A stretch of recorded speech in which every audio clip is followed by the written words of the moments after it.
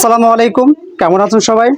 আমি এই মুহূর্তে একজন অসহায় বাবার বাড়িতে আছি। আমার সামনে দেখতে পাচ্ছেন উনি হচ্ছেন একজন বাবা। আর ওনার পিছনে যে ছেলেটাকে দেখতে পাচ্ছেন আপনারা, যে একজন ভাই ধরে বসে আছে, মূলত আজকে ওই ছেলেটাকে নিয়ে কথা বলবো। ওই ছেলেটার অবস্থা ইতিমধ্যে খুবই খারাপ। এই মুহূর্তে তাকে একটু পরে আমরা কথা বলার শেষে তাকে চট্টগ্রাম নিয়ে যাওয়ার জন্য অলরেডি অ্যাম্বুলেন্স চলে এসেছে, তাকে চিকিৎসা করাতে হবে। তো আমরা ওই ছেলেটা সম্পর্কে জানবো, কেন, কি হয়েছে বা তার কি সমস্যা। আমার সামনে বসে আছে হচ্ছে ওর বাবা। ছেলেটার নাম হচ্ছে জাকির। ও তো আপনার ছেলে না? জি, ও আপনার কত নম্বর ছেলে? এটা আমার বড় ছেলে। বড় ছেলে। ওর নাম জি, কি? জাকির হোসেন। বয়স কত? বয়স নইলে 6, হ্যাঁ 8-9 হবে। 8-9 হবে। 8-9 হবে। আচ্ছা, আমরা আপনাদের একটা কথা ক্লিয়ার করি, ওনার বাবারও একটু মানসিক একটু সমস্যা আছে, যদি ওটা বলতে আমার কষ্ট হচ্ছে। তার পাশাপাশি তার ছেলেরও ঠিক ওইরকম একটা সমস্যা। তাকে হয়তো আপনারা সবাই চিনবেন। তাকে ওই যে তার রাস্তাঘাটে প্রায় সময় দেখা যায় বা মানুষের সাথে একটু বিভিন্ন ধরনের বিহেভ করে আর কি। তো আপনার ছেলে কি হয়েছে? আর উতে রান্নার কিয়া কদে গাছের তুন হই আনের এই কিয়া কদে এই মাত্র কিছুদিন হরে আনের এনে এই কয়েকদিন বালা আছিল, বালার পর অনেক হঠাৎ করে হয়ে গেছে ভাইয়া। আচ্ছা আচ্ছা আচ্ছা, আমরা এখন কথা বলবো। ভাইয়া বমিছে। আচ্ছা, আমরা এখন কথা বলবো হচ্ছে আনোয়ার ভাইয়ের সাথে। আচ্ছা, আপনি আমাদেরকে একটু বিষয়টা একটু ক্লিয়ার করুন তো, এখন কি হয়েছে? আসসালামু আলাইকুম। আসলে এখানে আপনারা যারা এসেছেন, যেই বাড়িতে এসেছেন, মরহুম সানামিয়া চৌধুরীর বাড়ির পাশে যেই ছেলের যে বাবা, উনিও আসলে একটা মানসিক প্রতিবন্ধী। ওনার নাম এনামুল হক। উনিও দিনমজুর, কোনোরকম মাটি কেটে খায়। এখন মাটি কাটার টাকাটা দিলে উনিও ঠিকমতো হিসাব নিকাশ করতে পারে না। তো তার ছেলে, দুজনের ছেলে দুজনেই প্রতিবন্ধী টাইপের। তো বড় ছেলেও মানুষের বাড়িতে বাড়িতে যাইয়া রাস্তাঘাটে চলাফেরা করে, বাড়িতেও থাকে না।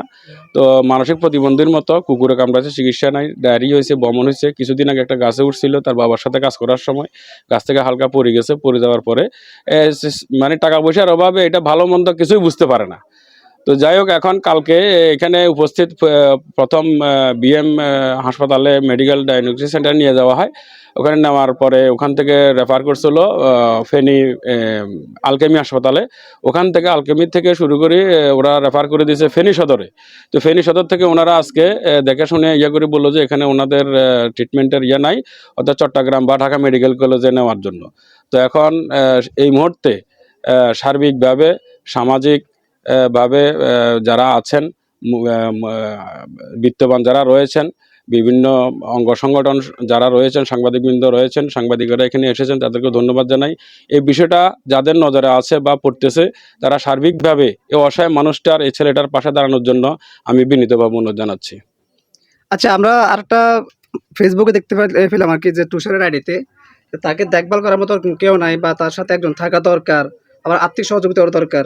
অবশ্যই দরকার। এখানে আসলে আজকে আমরা এই যে এখানে আরেকজন ওর দোকানের বাউর পাত্র আছে, মাথা পলাশের দোকান আছে, ওই দোকানের দ্বার ওর প্রতি আন্তরিক হইয়া উনি কালকে রাত্রে বিকাল থেকেই প্রতিবেশী হিসেবে বা ওর মানে এলাকার হিসেবেই উনি যে শ্রমটা দিয়েছেন গতকাল রাত থেকে এই পর্যন্ত এলাকার মানুষের সার্বিক সহযোগিতা করে আসতেছে। এখানে যারা আছে আসলে এখানে সবাই কর্মক্ষম।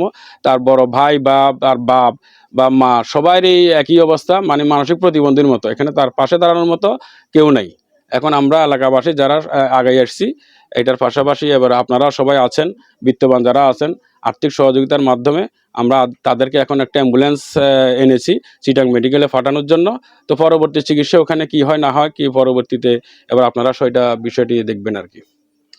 তো যাই হোক, প্রিয় দর্শক, আমরা এতক্ষণ পর্যন্ত কথা বলছিলাম এখানকার একজন এই বাড়িরই উনি বাসিন্দা, প্রতিবেশী। তো এই ছেলেটার মুখের দিকে তাকে অন্ততপক্ষে আপনারা সাহায্যের হাত বাড়িয়ে দেবেন, আমরা ডিসপ্লেতে নাম্বার দিয়ে রাখবো।